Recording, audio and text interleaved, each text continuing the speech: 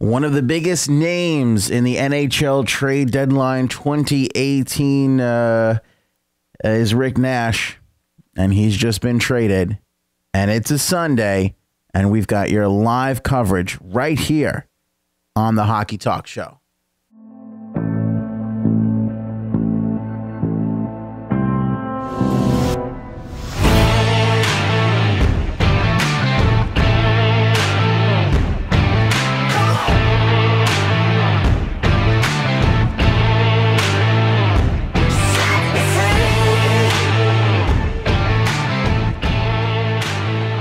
Welcome into the Hockey Talk Show, live with you here on a Sunday bonus show. We're going to break down the Rick Nash trade to the Boston Bruins. Your comments, of course, welcome at hockeytalkshow.com, at Hockey Talk Show on Twitter, Facebook, Instagram, everywhere that exists. And, of course, 631-438-1768 if you want to do some calls. We'll take that a little bit later on in the show. Whole entire purpose of the Hockey Talk Show, why the Hockey Talk Show exists, and we feel is better than some of the other outlets that are available to you, is because in a moment's notice, when there's huge news, we can go live. Other people are off. It's not their time for their show yet. They're showing other things on television. Radio is talking about other stuff, not the Hockey Talk Show. We are here with you live, so make sure you subscribe. Whether you're on YouTube, subscribe and hit the bell to get notifications, or you're on Facebook watching us, make sure you hit like, and then under that follow tab, make sure you're seeing our notifications first and being notified on all of our posts.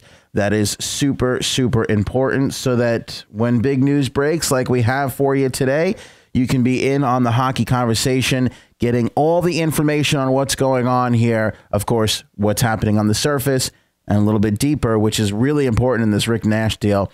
And you get it first, along with your fellow hockey fans. So that's the whole entire purpose of the Hockey Talk Show. We thank you for doing that. Make sure you guys spread the word. If you have questions, let me know in the comments below. We're going to get to as many of the questions as possible. Of course, first, we'll present you with what exactly happened, and then we'll see if we haven't answered any of those questions. We'll fill it in from there on out. But Rick Nash has been traded. It happened this morning.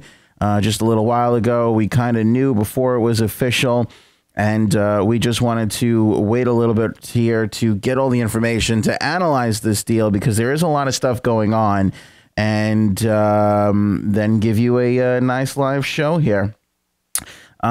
Initial thoughts about this: when anybody first looks at this deal, they're going to assume that the Boston Bruins have paid too much. That is completely and utterly fair of an assessment. My assessment of this deal right now, as it stands, looking at this, the New York Rangers win this deal, but not by as much as you would honestly think. This deal is a little bit more even, I think, than when you first take a look at it, because when you really dig in and see what's been acquired here, there's a lot of, there's a lot of fat on this steak. Okay. There's not a lot of meat there. There's a lot of fat on this steak. So let's trim it away and let's take a look at it and see what we got here. I want to, get to all of your questions, and of course, make sure that you guys are all subscribed up. That is super important. And make sure you hit the like on this right now. If you're watching, hit the like on this right now to help spread the word there, to help get things around. That is super important for us here at the Hockey Talk Show. We're loading up for our pals over in Red Light Hockey, which is a phenomenal, phenomenal group who has great hockey discussion all the time. We've been putting our shows into their hockey group for the last couple of days, and it's been working out great. So I want to thank them again for this show going into there right now. And I want to welcome aboard all the Red Light Hockey folks and thank them for that. So let's take a look at this deal and what exactly it is on the surface, at least. Let's see what we got here. Bring in our little graphics. There's Rick Nash. Look at him. Look at him. So as the deal goes, it's Nash, the single piece, going to the Boston Bruins. in exchange for the Bruins' first-round draft pick, seventh-round draft pick. They get Ryan Lindgren, a prospect, Ryan Spooner, and Matt Beleskey. So that's the official rundown right there. So when you look at that on the surface, all right, a bunch of pieces, a lot of pieces for Rick Nash. You're thinking to yourself, is Rick Nash worth it? Well, no. Of course not. We've talked about this exclusively. You've heard me say this on the show before. I'm not sure Rick Nash can go for a first-round draft pick. I don't think he is worth it. He certainly isn't points-wise for the New York Rangers this season. Then you look, oh, wait a second. They got two players and a prospect and a seventh-round pick. The seventh-round pick is honestly my favorite part of this whole entire deal. That's the best part about this deal. Because at some point in the conversation between Don Sweeney and Jeff Gorton, somebody was like, well, Gordon's probably like, this just isn't enough. Can you throw in a kicker? And Sweeney was like, would you like a seventh-round draft pick? What do we have to do to get this done? Would the last draft pick in the draft help you out? Yeah, it would be good.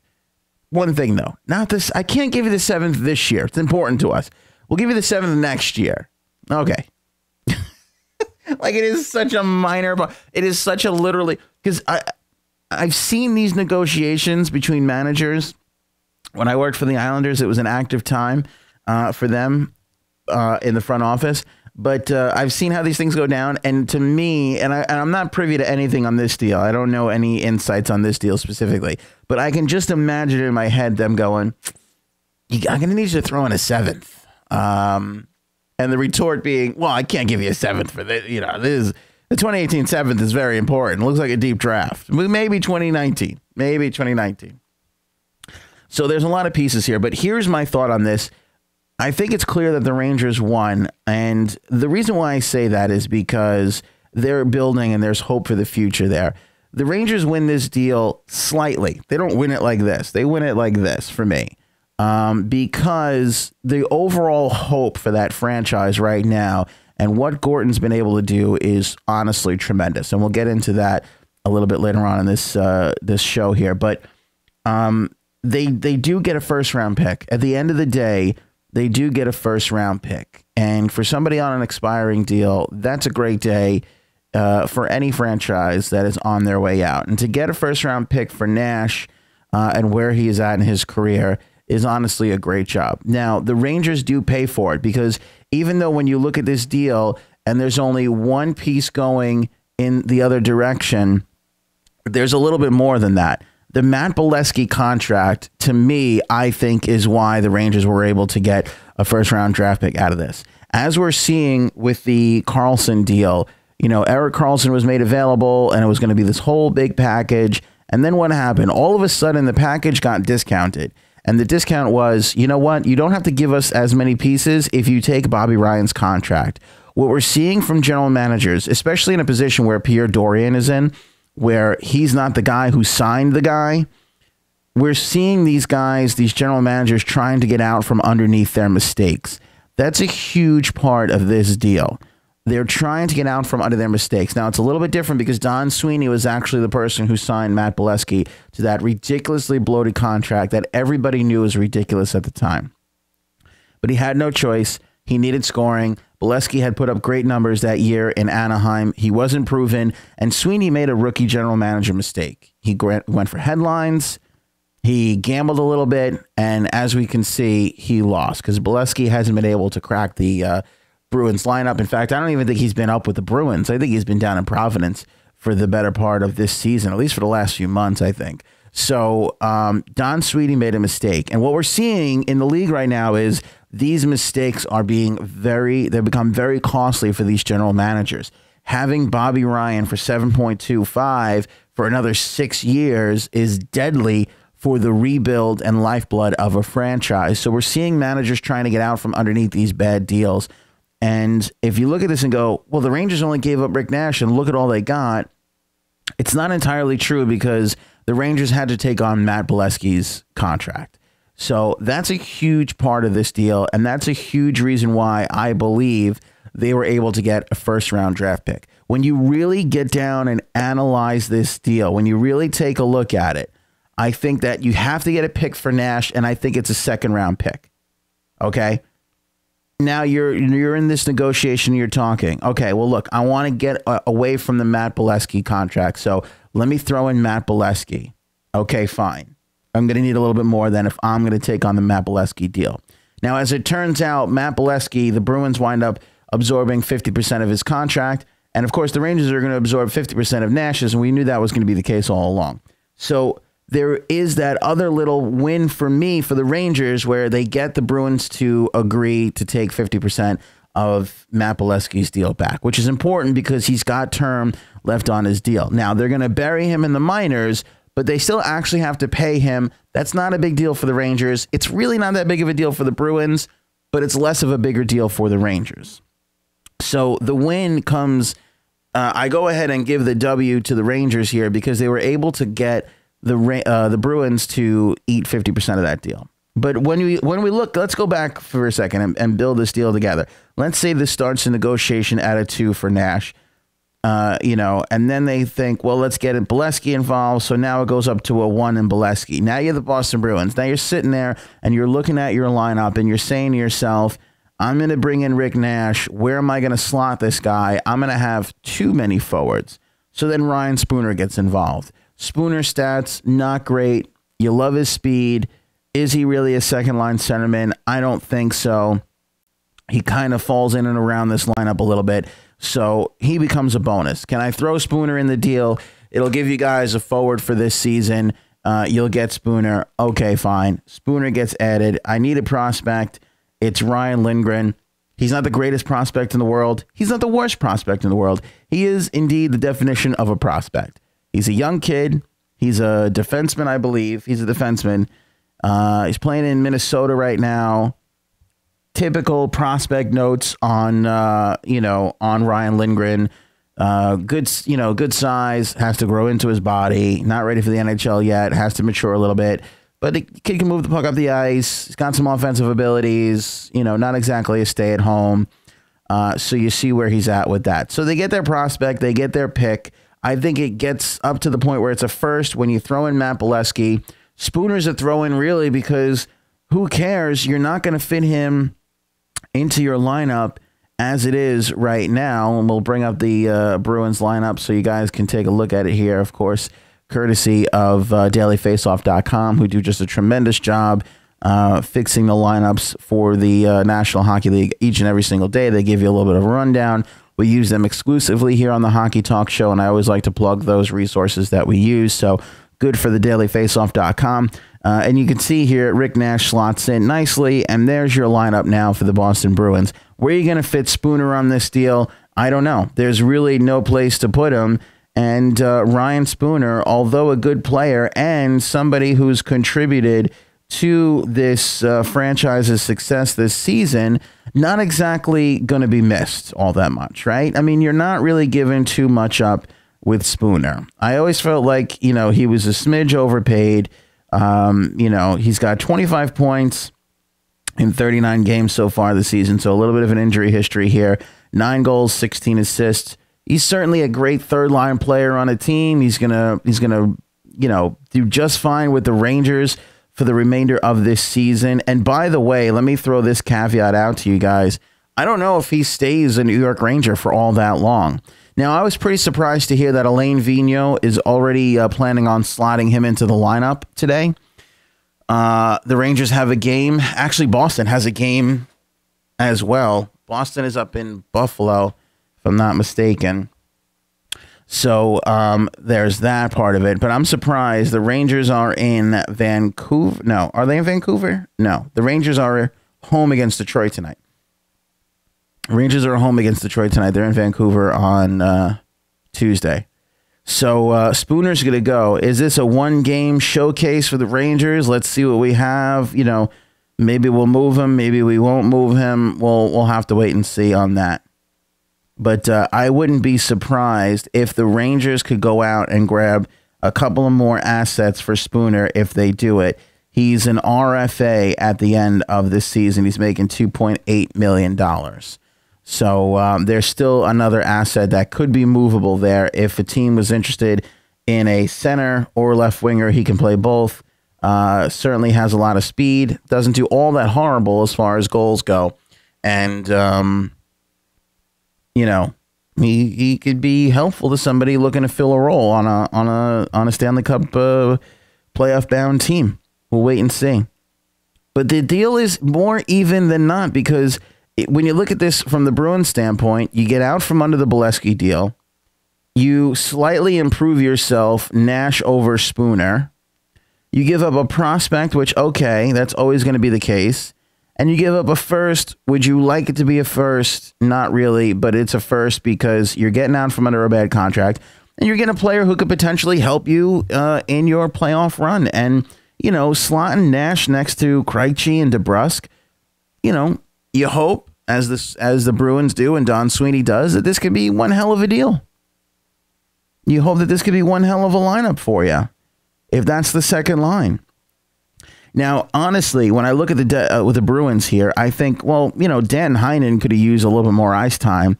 He's certainly having a pretty decent year for himself. That might have been the move to do, to bring in Dan Heinen up to the second line. David Backes, I don't really look at him as a second line player. You're certainly paying, and not a third line player, you're certainly paying him like a second line player, making $6 million. It might be good to put David Backes up on that line.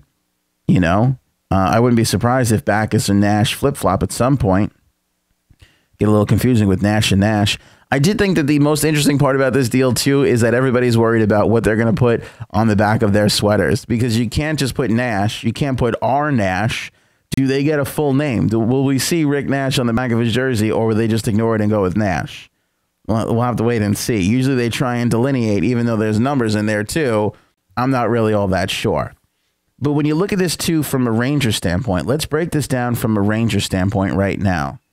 You have got to be through the roof thrilled at what Gorton has been able to do so far for your team. The New York Rangers rebuild, 3 weeks old now, has gone better so far than some teams that have been rebuilding for the last 4 seasons. The guy has been able to do absolute magic out there. He's added 4 picks in the last 5 days, and he has not traded Ryan McDonough, Matt Zuccarello, or Henrik Lundqvist, if that's even possible, the last one.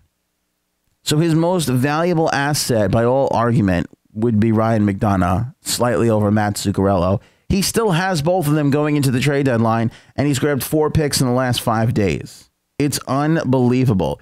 He's taken Rick Nash, Nick Holden, and Michael Grabner and turned them into a first-round pick in 2018, a second-round pick in 2018, a third-round pick in 2018, Yegor Rykov, Ryan Lindgren, Ryan Spooner, Matt Beleskey, and a 2019 7th-round draft pick. Now, 7th round, all right, whatever, that is what it is, but still, that's what Gorton has been able to do in 5 days. That's pretty damn good. If you're a Rangers fan, I know you're depressed about this season, but you got to look at this moving forward. That is pretty damn good for the New York Rangers. You've got 4 additional draft picks, 3 of which are in this upcoming draft, and first, second, and third round picks. And you've still got, your biggest asset to move if you want to move them, which I think they should. And then if you want to move Lundqvist in the offseason or whatever that is, this is going to be a very young team. The Rangers are looking at the Boston Bruins, right? They're looking at the Vegas Golden Knights. They're looking at Tampa, and they're realizing speed, speed, speed, speed, speed. That's what's going to win for us. Speed and skill, speed and skill.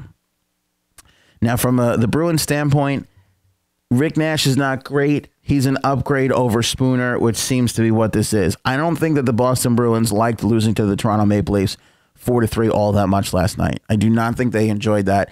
I think this deal, which was a topic of conversation for quite some time now for the Boston Bruins, I think it was sealed up with the loss last night. I think the Bruins saw they've done well. They've been a hot team, but the playoffs are a different story, man. And if you're going to head into this and want to go deep, you better bulk up. You've better bulk up. And they did that with Rick Nash. Now, the point's been made on the Hockey Talk Show Facebook page, and I certainly do appreciate it.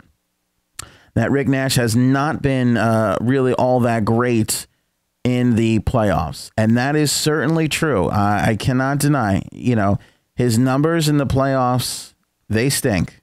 They're not great. But who would you rather have going into the playoffs? Forget salary, forget all that stuff. If you just had to pick players, who would you rather have? Ryan Spooner or Rick Nash? I honestly would rather have Rick Nash, to be honest with you, even in the state that he's at right now. Because if you're the Boston Bruins, you've got plenty of speed already. You got plenty of speed. You don't need more speed. You can afford to slow down a little bit with Rick Nash. Rick Nash in the playoffs, he had one run with Columbus in 08-09. 4 games, he had 3 points. 12 games in 12 and 13 for the Rangers, he had 5 points. Didn't really show up all that much. 10 points, 3 goals, 7 assists the following season with the Rangers in that big run that they made. Not great. He was very MIA in that run. Not good. The following season, not as bad. 19 games, 14 points, 5 goals, 9 assists. Not all that bad. 4 points in 5 games, 15 and 16, and 16 and 17 in 12 games. He had 5 points. He's not a great performer come playoff time, but he is serviceable. And certainly for the Boston Bruins, it doesn't really matter for you all that much anyway, because you're going to be leaning on that first line anyway, just like they are right now. When you look at the stats, they're heavily favored in that first line. Marchand, Bergeron, and Pasternak, those guys carry that team. Heinen, DeBrusk, Krejci, they pick it all up on the back end. And by the way, when I look at it, again, Backes, I think, could move into that second line role. Heinen could move into that second role. Hell, Tim Schaller has been scoring a hell of a lot of points. I wouldn't mind seeing him get a little bit more ice time for the Bruins. Matthew on YouTube, if you guys have comments or questions, let me know below. We'll get to those. His numbers might stink in the playoffs, but New York's lineup and Boston's lineup are two-way different beasts. It's true. It's a great point. Rick Nash was playing against a lot of the top players for the Rangers, even with their massive mess of lines.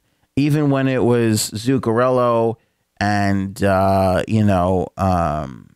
Zibanejad, even when that was the top line and he wasn't on it, he was still always playing against the top, defensive players on the other team. In this situation, he's not going to be anymore. That top line's going to draw most of the heat. He gets to skate for free. Even if you look at the power play, he's going to play. He's going to be on and be playing second line power play minutes. So again, it's not a bad second wave of an attack to have for the Boston Bruins.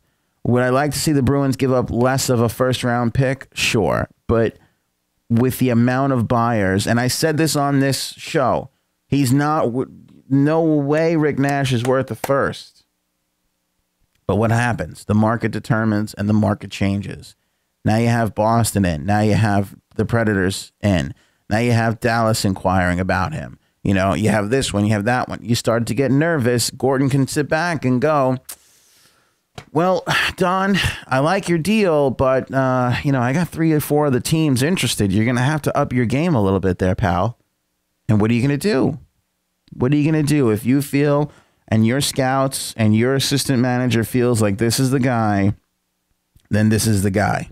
Tyson, great question. Do you think Boston is still interested in Maroon after adding Nash? No, I do not. I think that this is the forward line you'll see from the Boston Bruins in the playoffs. They still have youth. They still have speed. They still have depth options if they need to call somebody up. I think this is the lineup you will see the Boston Bruins play when they ice a team for the Stanley Cup playoffs 2018. Does their defense change? Maybe. As far as forwards go, I don't see it, because adding Maroon, now you're really taking one of these guys out of the mix. I think Sweeney likes Nash, and clearly he likes him more than Maroon. Or maybe the price for Nash wasn't as much as Maroon. I find that hard to believe, but maybe it's not necessarily the price was bigger, but maybe Edmonton wanted a different prospect, one that Boston was unwilling to part with, whereas with Lindgren, they were willing to part with him. So maybe that's why. But by all intents and purposes, let's assume that we think that it is, Nash was his preferable player, and so that's why he goes out and makes that move. So a great question, Tyson, but I don't think Maroon goes to the Bruins. But I don't think that the Ryan McDonagh deal is entirely out of the realm of possibility. Do I think you need McDonagh at this point? No. I like that decor. It's not horrible. It's not horrible. You know? Especially when I think I take out 48 and I put Holden in there. It's not horrific. Again, they're going to be leaning on Chara and McAvoy and Krug for the offense. So the rest of it is pretty serviceable. And again, let's not forget, you got a master goaltender in there with Tuukka Rask. So you can afford to have, your sixth defenseman be a little light. It's not going to kill you too much in the Stanley Cup playoffs. But I think they are still going to be in on McDonagh. But again, I think the price for McDonagh is too high. And I think that Boston knows that. And I think that Boston also knows that even if Tampa wants him, again, Tampa doesn't really need him all that much. It's not a necessity. But boy, do we have some prices set now, right? The Grabner deal, the Rick Nash deal. This is certainly going to raise the price for Maroon. This is definitely going to raise the price for Maroon considerably. When you look at stats-wise, and again, the other general managers are going to try and belittle the Beleskey part of this deal, but I think that that's why that first also really comes into play. Not only the market determines with all the other buyers, but also, they took on a pretty, not a big contract, but a really dumb contract for another 3 more years. For another 3 more years now, the Rangers have to deal with that. Now, they don't have to deal with it all that much. They'll bury it. From what I understand, Spooner's going into the lineup tonight for the Rangers, and Beleskey not even a thought, which I find interesting that they wouldn't even try and dress Beleskey at some point this season. But I can actually give it to you right now that as of right now, Beleskey has been assigned to the Hartford Wolfpack, so he will not see a Ranger uniform in the next game for sure. He's going to go right straight to Hartford. I think this, what is Evander Kane worth for you now? Now that Evander Kane has 20 goals and 20 assists, a far better player than, Nash. What does he gather? I do find it interesting, though, and I must point this out. I do find it particularly interesting that Rick Nash goes before Evander Kane. To me, that signals that most of the National Hockey League prefers squeaky clean over could be a little bit of a problem, right? Evander Kane could be a little bit of a problem. Rick Nash, not a problem. You don't have to worry about Rick Nash going out. You don't have to worry about Rick Nash drinking too much. You don't have to worry about Rick Nash doing any of that. Rick Nash struggles these days comes from probably watching too much Mickey Mouse Clubhouse with his kids.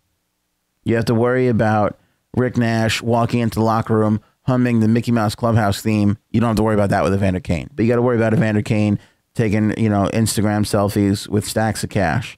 So the fact that Evander Kane hasn't moved just yet, to me, is indicative that teams prefer squeaky clean over question marks.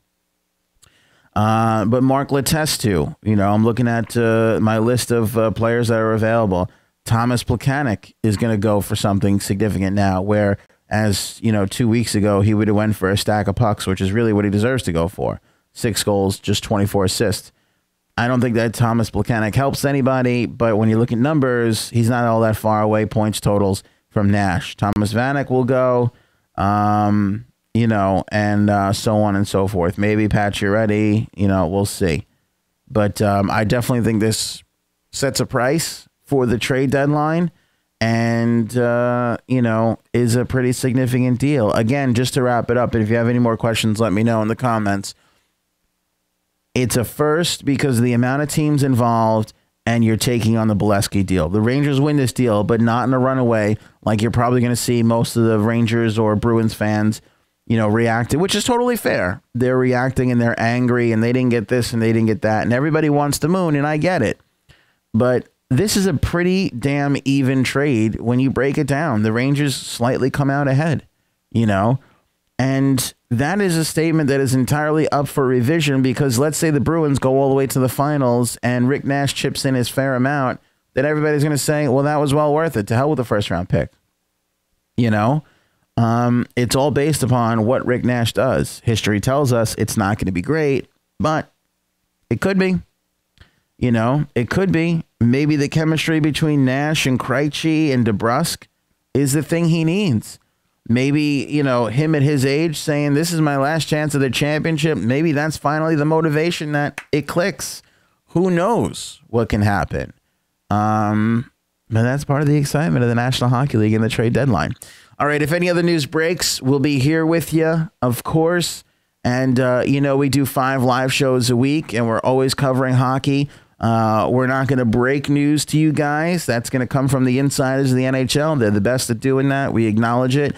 But we're going to be here to talk about it, break it down, and analyze it, and also share in and give you a say. Let you be heard and let you ask questions, and even dish out some information as well, too. So that's the whole purpose of the Hockey Talk Show. We are on Facebook and YouTube Live. Remember, subscribe and hit the bell. Remember, like and follow and get those notifications first on Facebook. And we're also available in podcast form as well. If you're new to the show, we're on Stitcher, TuneIn, iTunes, and Spotify. You can subscribe on all 4. And remember to rate and review when you do, because that's how we climb up the old podcast chart. So you can listen anytime on the podcast in the voice format if you want to be at the gym or doing something else. And if you like watching the show and interacting live, that is on Facebook and YouTube for you. You can follow on Facebook, Twitter, and Instagram at Hockey Talk Show. And our website is hockeytalkshow.com. Thanks, guys, for being with us. If anything else breaks, we'll put the channel on and we'll talk some more hockey. If not, we'll be with you here on Trade Deadline Monday on the Hockey Talk Show. Have a